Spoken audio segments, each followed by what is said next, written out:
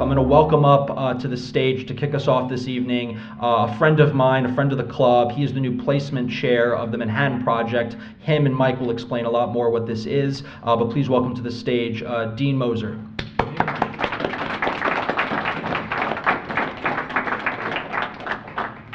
Thank you all for making it out to this first launch party for the Manhattan Project. Now, I know a lot of us were disappointed with the outcome of the 2022 election. Everything seemed to be going in our favor, but in the end, we overestimated ourselves. And I do fear that we might overestimate ourselves again come 2024.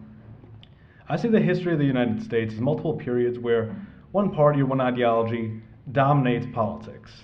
And I do think we're approaching a new period.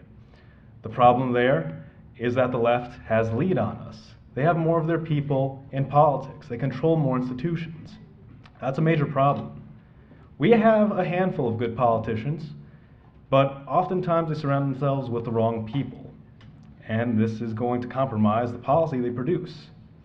But this is where the Manhattan Project comes in. We have, in Generation Z, people who are energetic, enthusiastic, and really see how bad things are getting for this upcoming generation. But oftentimes we're disorganized, we don't have a focus of where to concentrate our energy. There's no avenue to politics. Nobody knows where to start. But I do believe we can solve that problem. And this is an issue we see with conservatism as a whole. You know, we believe that when a community or a center of power just starts turning blue, that we should leave and go somewhere else, greener pastures. But Texas and Florida, is that really the future we want? Is that going to win us national elections? Now, what are the centers of power in this country? It's like economics, politics, culture. New York, LA, DC. You know, that is where we need to be building centers of power, consolidating our influence, building networks. Manhattan Project will be a crucial piece of producing that outcome. Now,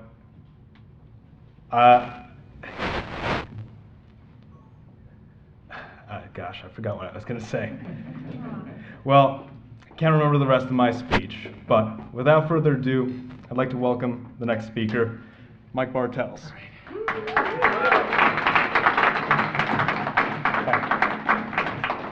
Okay, thank you, Dean, and thank you for the work you've done so far. Before I launch into my own remarks, I'd like to just play a rough draft. I was hoping to have the final draft. There's just one little nit we have to make at the end. We had a last-minute name change of things. So we're just going to play that for you. This is going to be going up on social media sometime in the next few days, so this is something of a sneak peek. I think that the administration is being sabotaged from within. Spicer's investigation into leaks was leaked. The leaker will not succeed in undermining the court's operations. Well, I think the leaks are a serious threat to national security. Intelligence officials are withholding information. Control exactly what people think. That is our job. We, the people, tell the government what to do. It doesn't tell us. We are New Yorkers. New York is tough. New York is pragmatic. We are outnumbered 8-1 in this city, and yet we still have the strongest and most successful young Republican club in the country. When the DC swamp sees a problem, they talk about it. When New Yorkers see a problem, we fix it.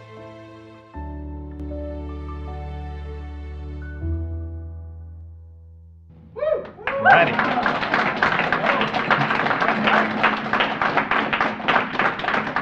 So in short, what is the Manhattan Project? The Manhattan Project is a project to save this country from the problems I will articulate to you right now.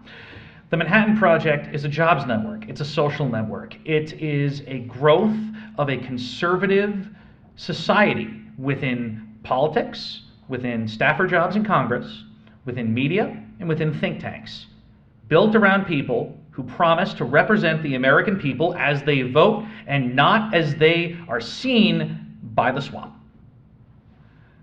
What do I mean by that? Let's get to that in a second. I actually prepared a speech for this. I don't usually do that. Thank you, everyone, for coming here. Thank you to the New York Young Republican Club for backing this project. Thank you. All right. Yeah, let's give them applause. Let's do that.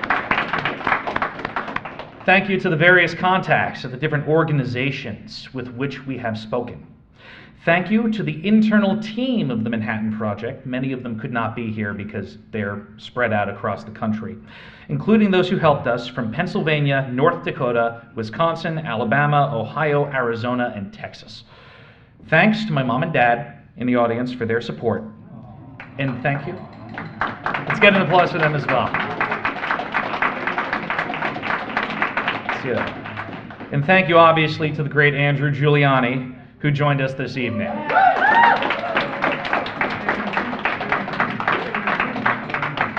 Now, I don't want to hold you forever. You're all waiting for it. So I'll cut to the chase. Democracy, even in the best of times, has always been defended as the worst system of government, besides all the others. Even so, Americans historically have celebrated representative government, the democratic republic in which we live, as the great marker of our nation. America was, and to many still is, the democracy nation. To Europeans and the rest of the world a century ago, Americanism, as a word, meant representative government. What is representative government? There are several definitions, but put simply, if inelegantly, if the people want to do something, their interests shall be represented by voting. Voting. This is the narrative pushed through our history, isn't it? When public opinion favors something, the government, representing the people, does it. Sounds good, right? What if a faction within that republic abandoned those principles? What then? In 2016, we voted. We voted for a changed nation.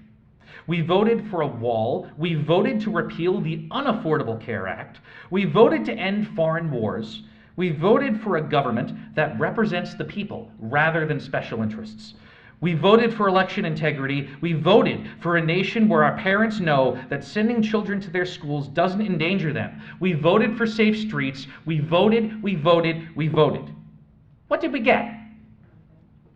We got tax cuts. It's not fair. We didn't get nothing. We got tax cuts. We got some border fence. We got lockdowns. We got lockdowns. Congress blocked the wall.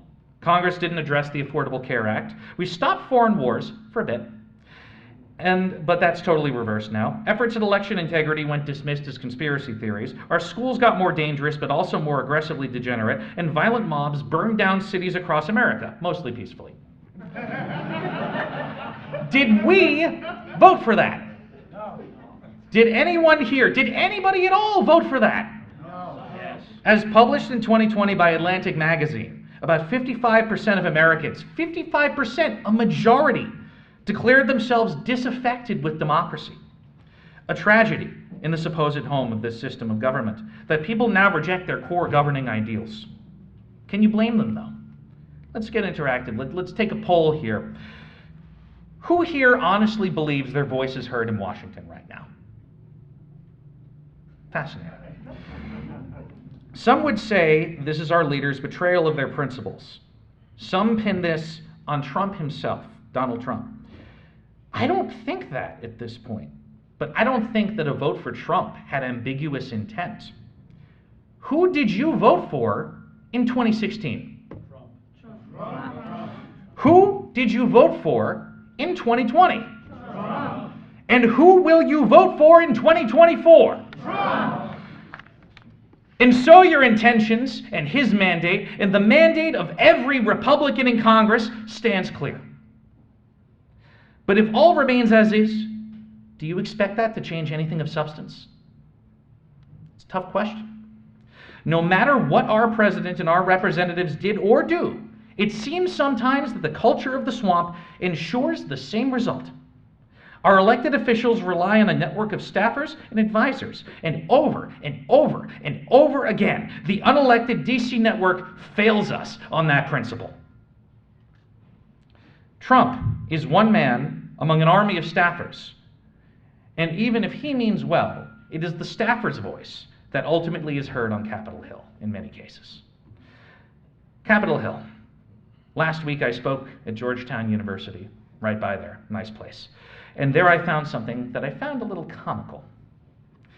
In my Uber on the way to lunch with a friend, he couldn't be here, he says hello, I saw a certain DC license plate, and then I saw more, and then I saw posters, stickers, all with a slogan, presumably for DC statehood: taxation without representation. Are you kidding me? No representation? Your voices are the only ones that are represented by this administration. The Capitol doesn't hear us. It hears them. So how do we solve that? We can complain about problems. How do we solve it? The Manhattan Project is this club's formal acknowledgement of that reality, the reality in which we live. No longer is it enough to vote and pray that our representatives will do the will of the people. They need reinforcements. They need backing, and they need it inside the swamp. Many of these people are good people, but they need assistance. Seeing this problem, we're New Yorkers. We fix it. We will provide those staffers, not through a moneyed network or a shady connection, but with a stamp of approval of the New York Young Republican Club, with our proven track record of standing by the American people. Any legislator who accepts staffers from the Manhattan Project is a congressman who you know will stand by the people. Hopefully, with such a network established, we can ensure that our voice is finally heard on that hill. Let's go further, though. Our state capitals any better? Albany, do you hear us? I understand the sound's a bit out. Maybe it's projecting that loudly. Kathy Hochul, do you hear us? I don't think they hear us, but they will soon, and that's for sure. This project is advertised as a jobs and social network for conservatives looking to break into government. That's what it is. That's correct, but it's more than that.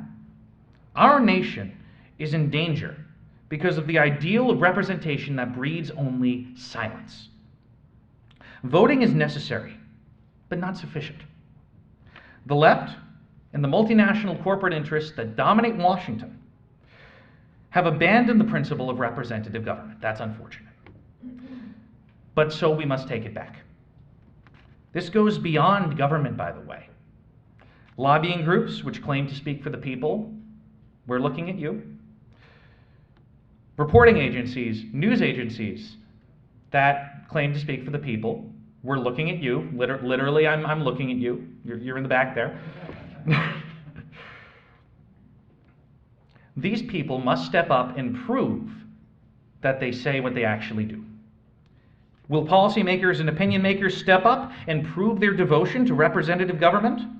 Or will they snub this initiative, showing that the voices they're representing are only in their capital cities? We, the people, are here.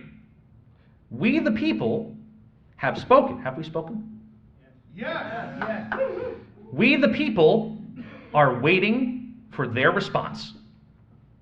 And it is on that note that I would like to introduce the illustrious, the magnificent, Andrew Giuliani.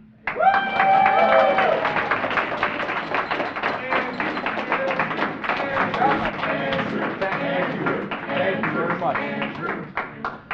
Well, thank you, everybody. Good to see you. I've always found that the New York Young Republican Club likes to tippy-toe around things. So the Manhattan Project, I'm kind of surprised, because when I heard the Manhattan Project, generally I think of boom.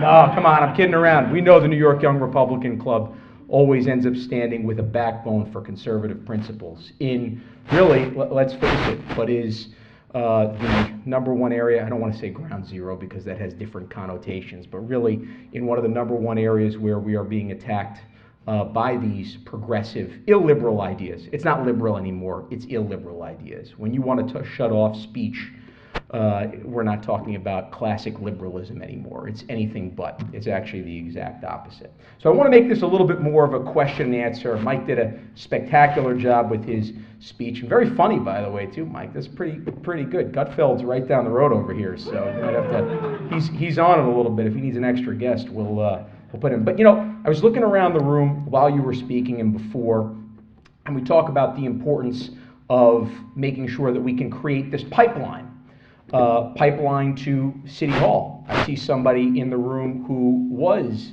a chief of staff to a city council member in here.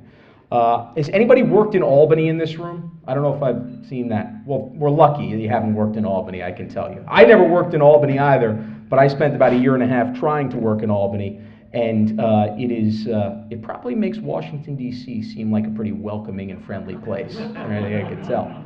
But certainly we have somebody who's right in the thick of things on Capitol Hill, looking at him right over here in Vish. And he's more famous, or he's definitely more famous than me. I don't know if he's more infamous than me. Probably more infamous too, actually, now. But, and then, you know, we have, I think, a few different people. I know I saw Olivia, whose brother Paul and I worked in the White House together that's right, under a guy named Trump, as you guys know.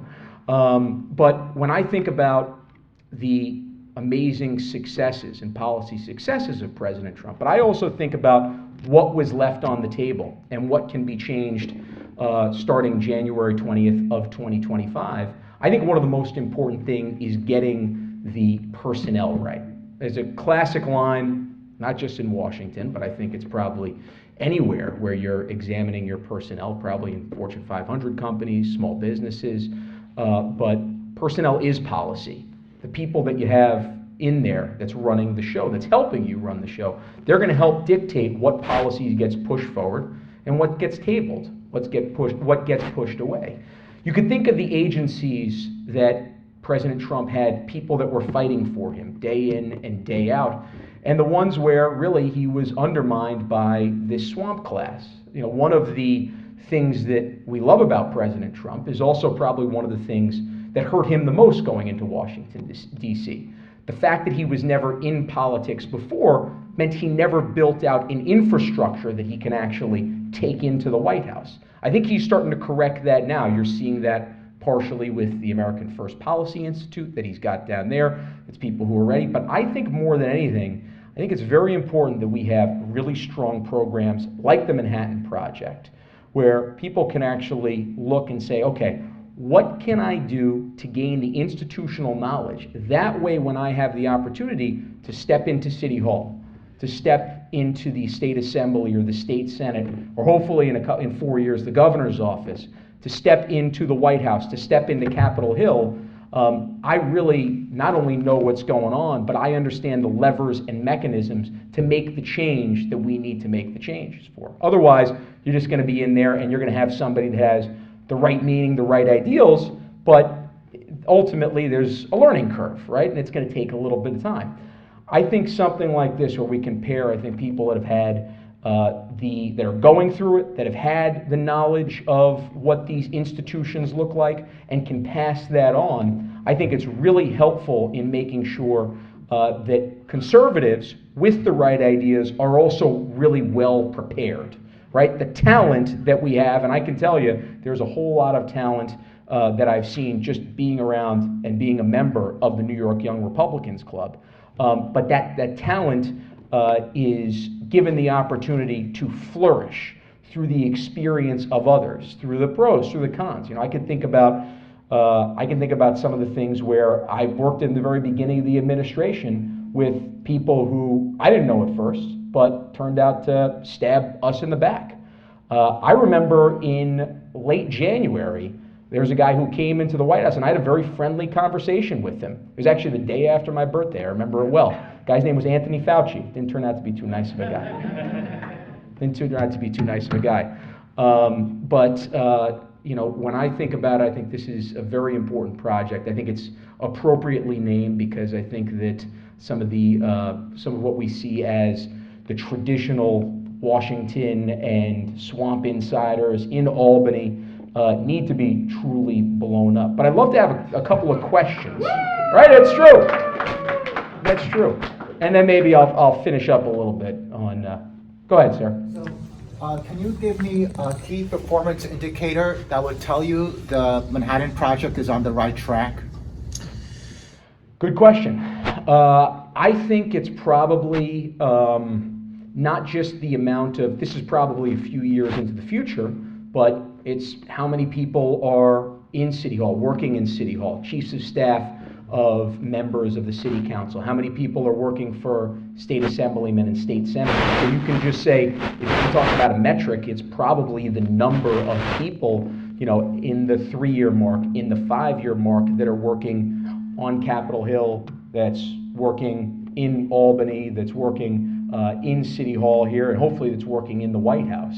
But I think also it's not just going to be that, it's going to be pairing it with people that have had the experience, that have gone through there, that have seen how it works. I can tell you that I had a lot more experience at how the administration worked in year 4 than I did in year 1. And I'm somebody who grew up in politics, right? I ultimately understood that there are power circles and there are people that really care about holding on to their power regardless of what their policy positions are. Almost didn't even matter.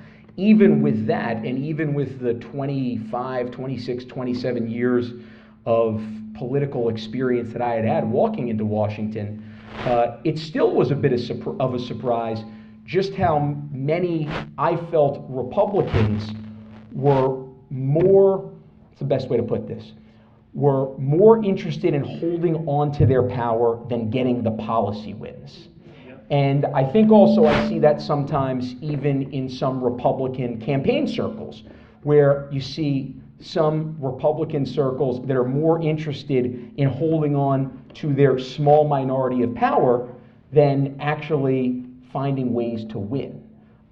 And that's one of the things I love about the New York Young Republican Club. They are doing everything that they possibly can to build out, to figure out ways to win. I know that I'll be looking in 2023 at city council races in New York City, hopefully to get that to double digits. And we'll be looking at 2024 at other congressional seats and certainly at the White House in 2024 to hopefully take back our state and take back our country. Go ahead, sir. Hey, what's going on? Good to see you. From Staten Island in the house over here. So the biggest question I have is, does the Manhattan Project have a plan on educating voters? So what I mean is to expose the swamp. And you know this, they tried to go after your petitions, they went after mine, and thankfully I hired Aaron Foldenauer. And he brought the cameras. But the thing is, that was both the left and the right that did that. So when we talk about New York City Board of Elections, that is the swamp and they hold each other's hands. It's not a left and a right. It's a, you're not part of the crew, so we have to get rid of you. And that's a big thing to bring forward to people, to educate them on how corrupt it truly is on a macro level. That way they can start putting the pressure on those officials. So I think we need to have an education wing built into this. I think that's important from an election standpoint, is kind of what you're talking about now, a political standpoint, as well as a policy building standpoint. So I think that's a really point well taken. Yeah, I mean, there's no doubt. Look, the people that were fighting against my petitions, they weren't Democrats, they were other Republicans. You know that, and a bunch of people in this room know that well as they saw it firsthand, including Gavin. So, and Nate, you know, they were the night of, we were, you know, in the room actually going through it. So, and Stephen was in the room. I saw Stephen before. Stephen Margolis. Where's Stephen? Stephen Margolis. He in here? Or he ended up heading out. He might have head out already, but he was.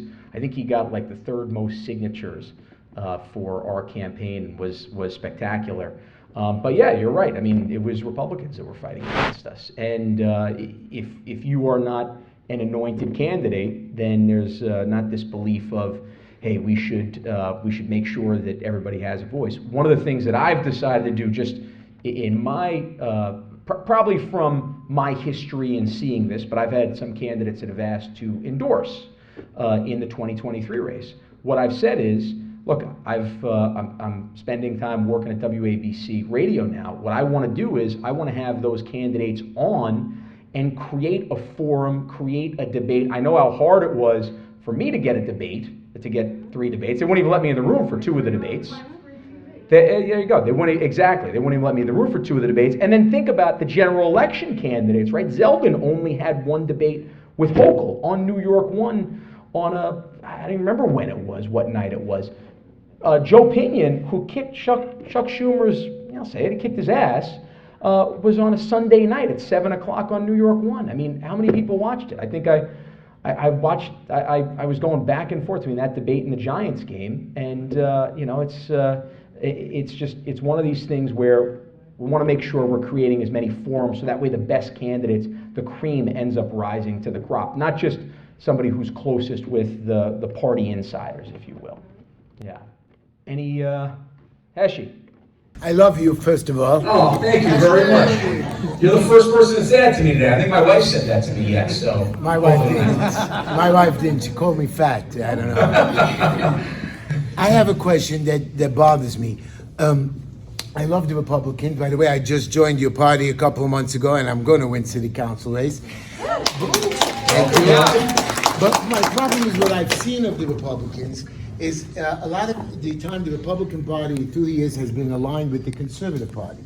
And you guys, when you don't have a candidate, we don't not only not look for one, but you allow to a Democrat to run on your line, which should never be allowed, like the Brooklyn Republican Party, which is tonight deciding whether a Democrat is allowed to run on a Wilson Pakula. We should have every single borough and every single race a Republican no matter what, or never endorse a Republican. How do we get the Republicans to stand together and never allow the enemy in our camp? That is my problem, and you know that's a big problem.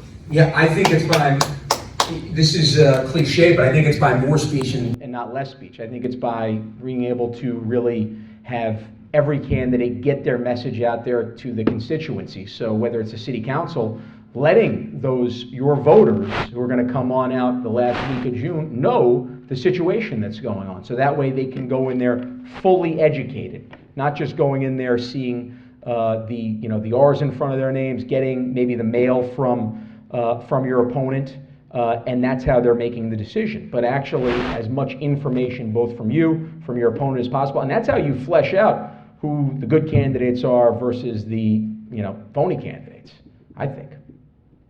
Right? More, not less. That's why you're smarter than me. No. Right? My wife definitely won't tell me that today. Go ahead. Is this mainly a national effort, or is this state as well and local?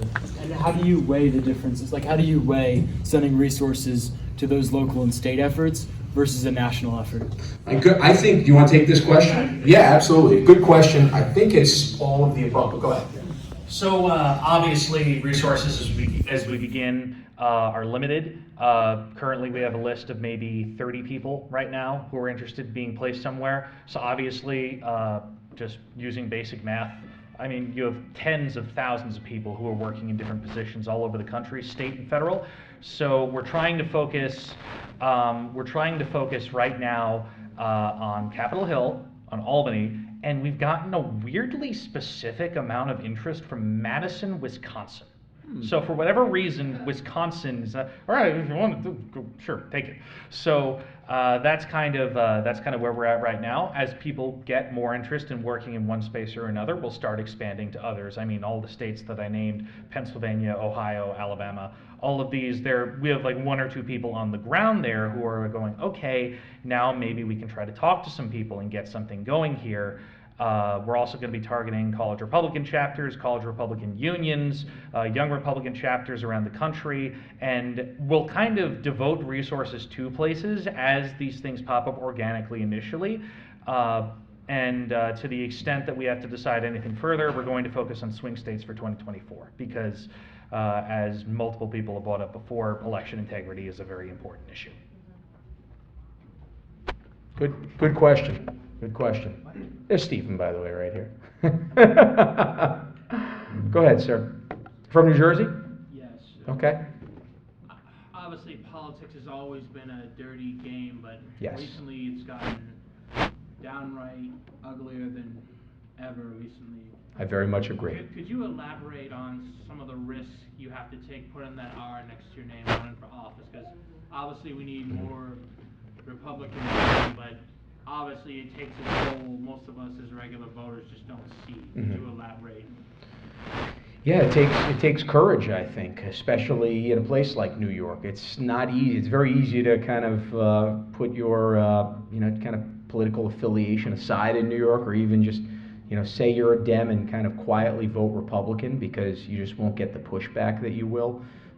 Personally, I see it with my father right now. Right, this is somebody who spoke out, saw the fraud that happened in 2020 in so many of these swing states, and I say it time and time again. Call me crazy, but we all saw those cardboard boxes going up at Cobalt Hall in Detroit. That was stuff that got on national media. That's the opposite of transparency.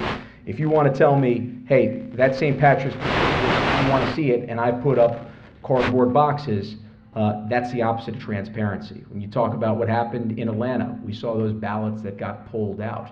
And I see what they're doing specifically to somebody who I love very much, and how they're trying to undercut him, try to take him of his resources. The only thing that I could say, and I think the importance of something like the Manhattan Project, is you're stronger in numbers, right? And that's why I think it's so special what the New York Young Republican Club has been able to build out over the last 3.5 years. I don't know what the exact number is now, but I know, what is it? 1,100. What's that? We started at around 60 when Gavin took over, and now we're over 1,100. Yeah, so I mean, you're talking about almost 20 times the growth at this point over 3 years.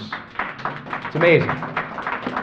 But it shows you how many people are actually looking and saying, I'm willing to go out there and put myself on the line for it. But again, it's why I think the strength in numbers is so important, because it does take a lot of courage. It's tough as a Republican in this town, in this state, to be able to go out there and put everything on the line and potentially risk your job. I mean, I saw Adams the other day was on a radio station, I think it was Friday or Saturday, and the guy complimented Bill de Blasio on the vaccine mandate, still after all this. And he's lifted the vaccine mandate, but he complimented de Blasio on the vaccine mandate. So I think about one of the real lasting images that I have of my campaign is those firefighters that chose not to get the shot, those nurses that chose not to get the shot. I chose not to get it, but I was, thank you, but I didn't have the courage that they had. Remember, I was the principal in my own campaign at the time, so I wasn't going to fire myself from the campaign for something that I thought was certainly the right thing, and still think is the right thing, and certainly I believe is everybody's personal choice.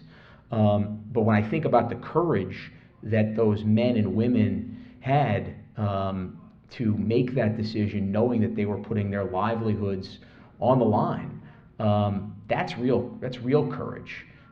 So that's one way to kind of think to relate in terms of how Republicans are, I think, in many ways maligned. But again, the importance of a project like this in a state that that might feel so blue. But again, I think you look at what happened in November, I think it's getting closer and closer. I could see in the right circumstances that in 2026, New York turning red.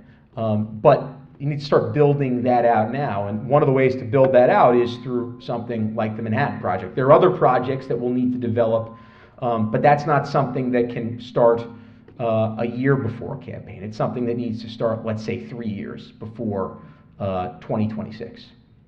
Which is now 2023. Good math. Go ahead. So you and Mike were talking about a lot of the infrastructure that goes behind representation. Voting, we have the systems in place.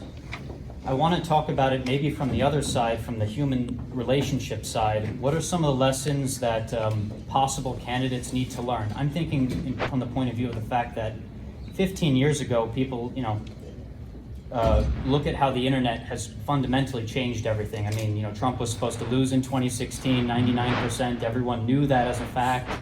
Obama with Facebook, that was a large contributing factor to his victory, and then Trump on Twitter. People felt connected to the person again. And so we have the technology as a sort of almost complement on the side of the governmental infrastructure, but at the level of like logistics, when you're talking to your staffers, there's going to be new technologies and there's going to be new shifts and there's going to be new dynamics. What are things that candidates or possible candidates need to know about connecting with their staffers and knowing how that how these human personal relationships will give them insights about what's really important and staying connected to the people on the ground? Mm-hmm. They say the rule is you've got to, you know, and this is, I'm going to use an old joke that I used to use on the campaign, but you have to touch any constituent 7 times, not in the Andrew Cuomo kind of way. You don't want to touch them like that. That's not going to work too well. But I really am a big believer that personal connection is the best. Now, in a gubernatorial and a presidential, you're obviously not going to be able to make that personal engagement with even 1% of the voters. That's where technology is so important. That's where I think letting people into your life on a daily basis, I think, is so important. And I think it's also a way to create transparency with who you are as a person. I think it's probably tougher now. Doesn't mean it's impossible, as we've seen, but I think it's tougher now for candidates to go under the radar than at any other point because of technology. Because you are, you know, every single day pushed out there, and it's you're laying yourself on the line basically. I'm probably not the best person to answer the technology question. I'm just not as tech savvy as I think probably most of the people in this room. So I suppose But from the point of view of like connecting with your staffers, it's like a lot of the younger guys, people who are on the ground, they know what's going on and they'll know things before the candidate does maybe. So what are some of the lessons maybe with just being open to listening to staffers that maybe possible candidates need to hear? Yeah, I think you have to listen. I think you need to make sure that you create those lines of communication. And that's probably one of the toughest things to do as a candidate, which is, you know, you're running in all different directions. Then you need to make sure you're figuring out those lines of communication. And importantly, and I think this is where one of the places where conservatives might have gotten tripped up in Washington from 2017 to the beginning of 2021, you need to make sure that those lines are open and not clogged up by somebody who's trying to keep their power circle, right? Because you can kind of create the right organizational chart, let's say, but then you have somebody in the middle of that organizational chart who's trying to commandeer that power, and all of a sudden, so I think you need to make sure that the lines of communication are open and that you're perceptive to that. And frankly, you can't do it all on your own. Even, I think, at a city council level, you can't do it all on your own. You need to have a couple people that you really trust in your campaign to be your eyes and ears in places that you're not. But I think you also need to be aware that just in the political realm, you have people that are in it to coalesce power. And I know I mentioned that before, I just mentioned it now. But I think that's also very important. I think a lot of people go in naive and then they get turned off so much by politics because they see that side of it and say, this is absolutely not what I got into the political arena for. I think I've had the benefit of seeing that over time where I knew that existed. So I wasn't surprised by any of the things that were thrown at my campaign or thrown at other campaigns that I've supported because I've seen it a lot, right? So I knew that kind of stuff like that was coming. Doesn't mean I know exactly what's coming, but you kind of have an idea. So understanding that you need to create those like a proper organizational chart. You need to abide by that organizational chart yourself, and you need to make sure you're always checking that somebody's not trying to clog up power for their own selfish reasons. Doesn't mean that, look, I think just like a good NFL coach, you want people to rise up in the ranks, and if that means that they're going to get a better job with somebody else, I think that reflects well on you and well on you as the principal. If you're the chief of staff, on the chief of staff, it means you're growing good, young, strong talent. But just because somebody in a political organization or a political campaign or an administration is rising up and successful, that person's not a threat. That person's a value add. And for however much time they're involved with that administration, you want to utilize that value for the greater good, not just of your administration, but more importantly, for your constituents. So I guess that's a long-winded answer. It's just saying you got to be aware of those power circles. And I think it's a boring answer, but it's constant communication and making sure those communication channels are open. Yeah, okay, so we'll wrap it up, but basically I just want to say one more time, you know, it's an honor to be a member of the New York Young Republicans Club. I feel like I have a second family here, and I think this is going to be a very successful. I've seen what the club has been able to do. I think we've all seen what the club has been able to do over the last 3 or 4 years and how important a player they are, not just on a city or a state level, but really on a national level. And I think this is something that is desperately needed on a local level, on a national level, and I think it's something that will benefit the next, hopefully, presidential administration in 2025. I think will benefit all those members of the Assembly and the State Senate that need in Albany, and certainly those City Council members. So I would urge you to tell your friends, if you have somebody, let's say, who is tentative about putting themselves out there, bring them to a meeting, bring them to an event. A lot of times come to the New York Young Republicans events, and I feel like I talk about politics a third of the time that I'm in there, right? This is, in many ways, we're socializing, getting to know people better. And that's really what politics is, right? It's caring about your fellow human being. And I think that's one of the things that the New York Young Republican Club does so well. So I guess blowing up the system is a great way to finish that up, right? So let's blow it up with the Manhattan Project.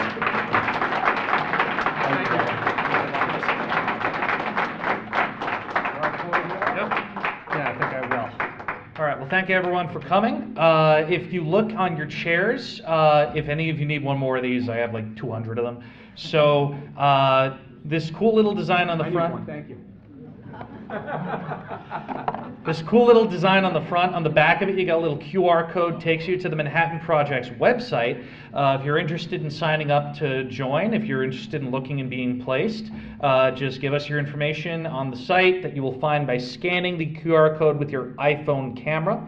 And we will be sure to reach out to you sometime very soon. As long as you give us an email address, it shouldn't be that hard.